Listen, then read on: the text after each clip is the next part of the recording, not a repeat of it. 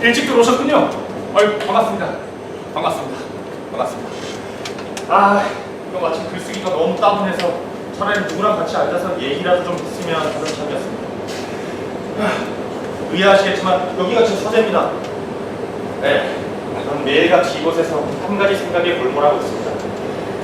아, 써야 한다. 써야 한다. 써야만 한다! 저는 사실 여기서 굉장히 많은 글을 썼습니다. 글쎄요. 너무 많이 쓴 건 아닌지 모르겠지만 가끔 이 창밖을 보면요. 이 세상이라는 건 정말이지 엄청나게 빠른 속도로 돌아가고 있다는 걸 느낍니다. 그럴 때마다 좀 어떤 회의랄까? 그런 걸 느끼게 되는데 도대체 나라는 사람을 이런 골방이나 가둬놓고 매일매일 지칠 줄 모르게 글을 쓰게 하고 페이지를 메꾸게 해서 이런 여러 가지 얘기들을 만들어내도록 하는 게 도대체 무슨 힘일까 하는 것입니다. 뭐 질문이 거창했지만 대답은 간단합니다. 별 수 없죠. 좀 작가니까 글을 쓸 수밖에. 어쩔 때 제가 제정신이 아닌 것 같다는 느낌이 들고 있습니다. 누구랑 같이 앉아서 얘기를 하다가 갑자기 아무런 소리도 들리지 않고 그 사람 말하는 입 모양만 보이는데 좀 그냥 입으로 아, 네, 그러세요? 건설만 대답만 하면서 이 머릿속으로 아, 이 친구는 이런 얘기에 굉장히 이런 눈으로 쓰면 딱 맞겠구나. 그리고 신바람이 나서 글을 하나 씁니다.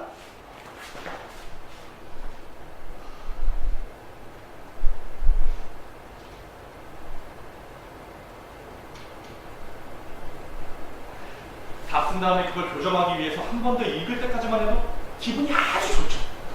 그런데 막상 이게 얘기가 인쇄가 돼서 책으로 나오게 되면 좀 그렇게 창피할 수가 없습니다.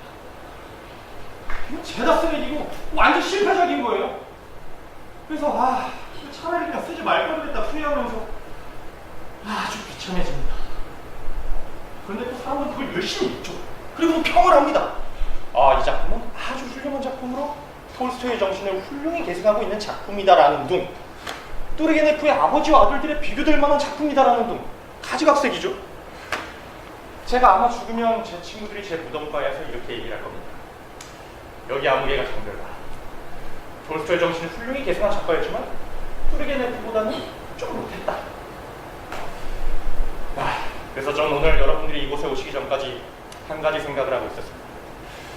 그게 언제가 될지는 모르겠지만 이 작가라는 짓거리를 그만둬야 될 때가 올 거라 이거죠. 그럼 대신에 뭘 하냐고요? 글쎄요. 이런 얘기 지금까지 한 번도 해본 적이 없습니다. 하지만 오늘 이 극장을 찾아주신 여러분들 앞에서 솔직히 한번 얘기해보죠. 제가 진짜로 하고 싶었던 일이 무슨 일인지 아십니까? 전 아주 어렸을 때부터 언제나 잠깐만요. 메모 좀 해야겠습니다. 갑자기 이야기가 하나 떠올랐어요. 꽤 재밌는 다툼이 될 것 같은데요? 극장 얘기를 하다 보니까 갑자기 이야기가 하나 떠올랐어요. 잠깐만, 저희 지금 무슨 얘기하고 있었죠? 뭐 상관없습니다. 그깟 건 중요한 게 아니니까요. 그것보다 지금 저한테 떠오른 이 얘기가 좀 더 재밌을 겁니다. 장소는 바로 극장 안입니다. 장소는 바로 극장 안에서 어떤 연극이 펼쳐지는 첫 공연에 어떤 극장에 수많은 예술 애호가들이 모여서 서로 인사를 나누고 있습니다. 그리고 어떤 작품인지 모르겠지만 그 작품에 대해서 한두 번씩 떠들고 있는데요. 그 중에 단 한 사람만 예외가 있었으니 그의 이름은 이반 체르디아코프. 이 국가공원관리부 소속 관청에서 말단 공무원 노릇을 하고 있는 이반 체르디아코프. 그가 인생에서 단 한 가지 정열을 바치고 있는 게 있다면 그것은 바로 연극 구경입니다. 이반도 물론 승진과 출세에 대한 희망과 야망을 갖고 있고 또 아주 많은 일들을 참을성 있게 열심히 해나가고 있죠. 그리고 또 그런 일상에서 벗어나 최고의 즐거움을 만끽하기 위해서 오늘도 이 로스토브의 작품 수영남 백작 부인의 개막 첫날 저녁 공연을 가장 좋은 좌석의 표 2장을 예약해놨던 것입니다. 그리고 우연이라고 하기엔 너무나도 신나고 가슴 뛰는 일이 벌어졌으니 그것은 바로 이반이 일하고 있는 국가공원관리부의 최고 책임자인 미하일 보라스무부 장관이 이 극장에 나타났던 것입니다. 안녕하십니까, 카카. 응. 뭐라고? 아, 수고하네. 카카, 저 이반 체르티아코프라고 합니다. 이렇게 만나 뵙게 돼서 정말이지 큰 영광입니다. 내가 자네를 알던가? 아, 저는 바로 각각에서 담당하고 계신 공업 관리부에서 일하고 있습니다. 그러니까 각각을 위해서 일하고 있는 셈이죠. 숯불과의 계장을 맡고 있습니다. 아, 그래. 계속 수고하게. 숯불을 잘 가꾸어줘. 카카, 제 아내가 인사를 드리고 싶다는데요. 제 아내입니다. 체르데코프 부인이죠. 안녕하세요. 반갑습니다. 만나 뵙게 되어서 영광입니다, 카카. 감사합니다. 사모님, 제 아내 체르데코프 부인입니다. 안녕하세요, 사모님. 처음 뵙겠어요. 네, 장관님을 뵙게 되어서 정말 영광입니다. 전 제 아내 남편입니다. 안녕하세요. 아, 미안합니다. 구경 잘하십시오, 카카. 그러려고 하는 중일세. 이런 황금의 기회를 얻게 된 게 기뻐서 신바람이 난 이반은 의자에 느긋하게 기대에 앉아서 수염난 백작 부인을 감상하기 시작했습니다. 이제 이반은 어떻게 보면 장관과 아는 사이가 되었을 뿐만 아니라 친해졌다고 할 수 있는 셈이죠. 그런데 바로 그 순간 예고도 경고도 없이 나를 호변에 내려치는 날벼락같이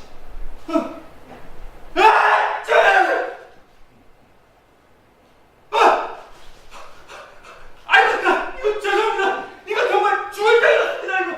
아유. 괜찮아. 별거 아니니까 걱정 마. 네? 별게 아니라니. 그럴 리가 있습니까? 정말 이제 죽을 때였습니다. 제 끔찍한 실수를. 어허, 왜 이리 오들가린가? 괜찮으니까 걱정 말란 말이야. 아니, 제가 어떻게 걱정을 안 할 수가 있습니까? 이거야말로 용서받지 못한 죄죠. 카카, 제가 목을 닦아드리겠습니다. 이렇게라도 해야면 제가 좀 아이, 괜찮다니까 왜 이러나? 하지만 제 침이 튀어서 지금 카카오리가 온통 침투성인데요. 정말 이제 아주 불행하고 비극적인 실수였습니다. 아, 죄송하오. 정말이지 그놈의 대책에서 갑자기 튀어나왔어요. 제가 참아보려고 했을 때는 이미 고맙고 죄다 튀어나온 걸 어떻게 합니까? 네, 죄송합니다.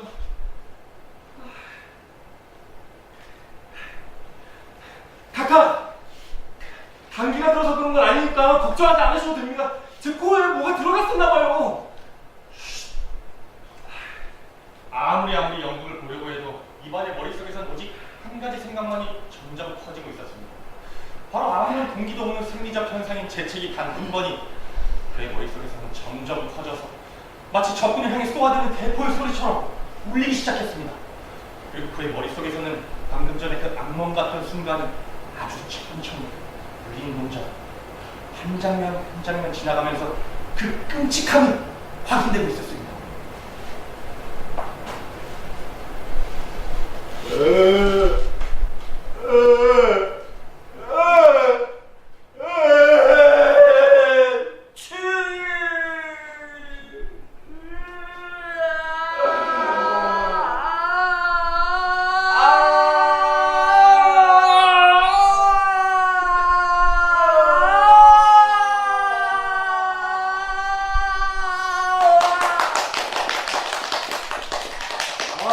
여기 재밌는데? 네, 아주 재밌었어요. 어우, 정말 아주 재밌어. 그렇지? 네, 정말 재밌었어요. 아주 좋았어요.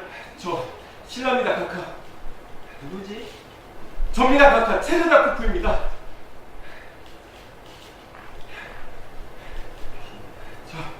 조심해요. 저 이제 재채기 할 또 재채기 안 할 겁니다. 그나저나 밖에 날씨가 너무 차가워서 혹시 감기라도 드실까 걱정이 돼서 그렇습니다. 아, 아직도 그 걱정인가? 여보게, 그건 다 우연히 생길 수 있는 사고니까 어쩔 수 없는 거 아니야? 자, 젊은이, 그런 일은 얼른 잊어버리고. 연극 어땠나? 아주 재밌지, 안 그래? 네? 재미있어요? 네, 그렇죠. 사실입니다. 네, 아주 재밌었어요. 정말이지 몇 년 만에 웃어봅니다. 그래? 어느 부분이 제일 재밌던가? 어느 부분이라뇨? 제가 재채기했던 얘기 아닙니까? 제 정말 죽을 때를 줬습니다. 어허, 좀 잊어버리라니까. 자, 여보 갑시다. 비라도 올 것 같은데 머리가 또 젖었다 큰일 나겠어. 좀 조심들 하라고 해요. 당신 머리에 함부로 재채기를 하다니. 아, 드디어 나 망했구나. 망했어. 난 내일 아침이면 당장 모가지야. 아니 최소한 지금 일하고 있는 숯불가에서 한시간 잡초가로 쫓겨날 거라고. 여보, 너무 걱정하지 말아요. 뭐라고? 너무 신경 쓰지 말라고요. 그까지 재채기쯤이야 장관님은 다 잊어버리고 있었을 거예요. 그럴까? 당신 생각에 그럴 것 같아? 하긴 저도 약간 걱정되네요. 그래서 둘은 걱정스럽게 집으로 돌아갔습니다. 장관님께 뭐 선물이라도 하나 해야 되지 않을까? 터키타올이라도 하나 보낼까? 결국 한순간 빛났던 장래의 밝은 꿈은 산산조각으로 부서졌던 것입니다. 아니 왜 하필 이런 일이 나한테 생기는 거야? 그놈의 영국 구경 뭐하러 갔지? 괜히 뻐긴다고 특성이 앉지 말고 그냥 근수에밖에 일반석에 앉았고. 그래, 우린 그냥 평범하게 저 재채기하면서 사는 사람들 아니야. 아유, 자자, 이제 좀 잘 시간이에요. 가만히 있어봐. 내가 직접 장관을 찾아갈까? 직접 찾아가서 아주 예의 바르고 정직하고 효과적이면서도 매력적으로 설명을 하면 장관님도 별수 없이 날 용서하실 거야. 그랬다가 혹시 다 잊어버린 장관님께 다시 생각나게 해주면 어쩌려고요? 아니야, 난 신사야. 신사라면 신사다운 행동을 해야지. 그렇게 그날을 갖고 다음 날이 되었습니다. 그리고 마침 그날은 장관께서 직접 탄원을 듣는 날이었기 때문에 이반은 앞서온 5, 60명의 탄원이 다 끝날 때까지 기다려야 했습니다. 저녁 때가 다 되어서야 이반의 차례가 되었죠. 자, 다음 사람. 카카, 전 마지막 사람입니다. 좋아, 마지막 사람. 카카, 바로 접니다. 그래, 뭘 탄원하러 왔나? 아, 전 탄원할 게 없습니다. 탄원하러 온 게 아니니까요. 그럼 뭐야? 내 시간 낭비하러 왔나? 카카, 절 못 알아보시겠습니까? 바로 어떤 역에 그 폭발적인 상황을 만든 사람입니다. 제가 바로 가깝게 콧물과 침을 뱉은 사람이라고요. 뭐라고? 무슨 얘기야? 어제 제가 재채기를 했었으니까 그래서 가깝게 코와 침을 묻혔고요.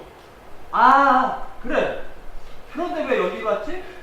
뭐 감기라도 들었는지 확인하러 온 거야? 아닙니다, 카카. 저는 용서를 빌러 왔습니다.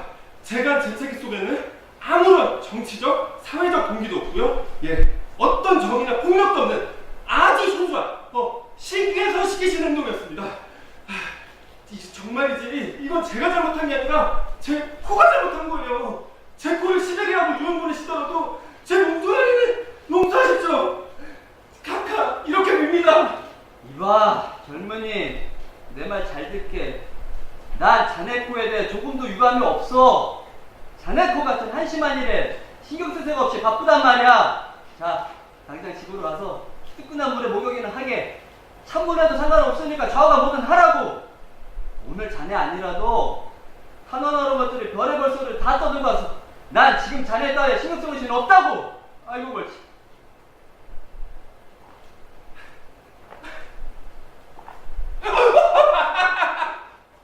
감사합니다. 신의 축복이 장관님과 사모님과 온 가정에 넘치시기를. 그래서 나날이 행복하시고 밤에는 낮보다 더 행복하시기를. 커다란 안도감이 이반 체리아 한 풀을 감쌌습니다. 날마다 새들이 가까이 창밖에 날아와 노래하고 가까이 커피가 진하고 뜨겁기를 빕니다. 그렇게 무겁던 짐이 일순간에 벗어진 것이죠. 카카가 앉았던 의자를 숭배합니다. 그리고 의자에 앉았던 바지도 숭배합니다. 바람을 신나게 불면서 이반은 집으로 갔습니다. 정말이지 인생은 멋지고 기쁘고 행복한 것이었습니다. 오, 하나님, 전 행복합니다. 그러나 이반은 집으로 돌아와서 곰곰이 생각하기 시작했습니다. 가만히 있어. 어쩌면 내가 아주 잔인하고 인정 없는 농담의 대상이 되어서 무시를 당한 게 아닐까? 장관이 자기를 무시한 건 아닐까? 아니 유감이 없다면서 왜 그렇게 날 무시하는 태도를 막대했지? 제 책임짐이 정말 별게 아니라면 왜 벌레보다 빨리 가라고 했을까? 화 안 날 척하면서 날 가지고 논 거 아닐까? 이반은 몹시 화가 났습니다. 몹시 화가 나는데? 이런 생각에 엎치락뒤치락 감을 된 이반은 아침이 되자 아내를 불렀습니다. 소냐! 나 무시를 당했어. 모욕을 당했다고. 네? 무시를 당해요? 아, 누구한테요? 누구냐고? 도대체 당신같이 친절하고 착한 사람한테 누가 모욕을 하고 무시를 당한단 말이에요? 바로 브라실로프 장관이야. 그자가 그랬다고. 아니, 뭐라고 그랬는데요? 나쁜 놈 같아. 날 그렇게 교묘한 수법으로 농락하다니. 한마디면 깜빡 속아 넘어갈 뻔했다니까. 맞아. 그런 교활한 수법으로 장관까지 됐을 거야. 모든 게 다 계획적이야. 내가 자기한테 찾아와 빌도록 모든 걸 꾸민 거고, 난 거기에 속아 넘어간 바보 병신이라고! 당신을 무시했어요? 좋아. 당장 가서 얘기하겠어. 하층 계급의 의견을 얘기해주겠다 이거야. 이 세상은 모든 사람을 위해 만들어진 거야. 그러니까 어떤 나라, 어떤 색깔, 어떤 계급의 사람이더라도 다른 사람한테 재책을 할 수가 있는 거라고. 그래. 무시를 당해야 할 거는 내가 아니라 바로 그 작자라고. 그래서 이반은 다시 장관을 무시하러 갔습니다. 마지막 사람. 자네 뭐야? 뭐라냐? 접니다 각하. 저를 모르시겠습니까? 제 얼굴을 보세요. 제가 다시 왔습니다. 다시 왔다고? 누구지? 이반 체르디아코프입니다. 각하 말씀대로 집으로 돌아가긴 했지만 따뜻한 물이나 찬물이나 목욕은 안 했습니다. 이 지저분한 놈을 누가 들여보냈지? 도대체 자네 뭐야? 뭐냐고요? 제가 누군가 이건가요? 네? 각하께서 자네 뭐야? 하고 물을 수 있으시겠죠. 멋진 사무실에다 장관이라는 높은 자리, 귀족이니까 저 같은 밑바닥 공무원한테 뭐냐고 물을 수 있으시겠죠. 그리고 그 말 속에는 이 세상에 평등이란 없다 이런 뜻이 들어있어서 사람이란 봉사하는 쪽이랑 봉사받는 쪽이 있기 마련이고 명령하는 사람과 명령받는 사람이 있고 절하는 쪽이랑 절받는 쪽이 있는 게 당연하다. 그래서 누군가는 무시할 수가 있는 거고 누군가는 모욕을 당하는 게 하나도 이상할 게 없다는 겁니다. 그래서 저한테 쉽게 얘기하시는 겁니다. 자네 뭐야? 하고 말이죠. 아니 도대체 무슨 헛소리야? 바보 같은 소리 그만 짓거리고 용건이 뭔지 빨리 얘기해! 네, 용건을 말씀드리죠.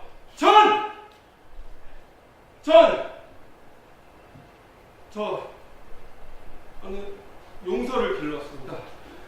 요전에 확실하게 사과를 드린 건지 몰라서. 카카, 그건 정말 우연이었습니다. 의도된 게 아니에요. 그러니 제발 한 번만 더 용서해 주세요. 나가! 당장 꺼져! 이 바보 멍청이 새끼 당장 내 눈앞에서 사라지란 말이야! 만일 또 한 번 니놈 쌍판떼기가 내 눈에 어른거렸다 하면 그땐 진짜로 영원히 유배를 보낼 거야. 가만히 있어봐. 네 이름 뭐라 그랬지? 이반 첸다테!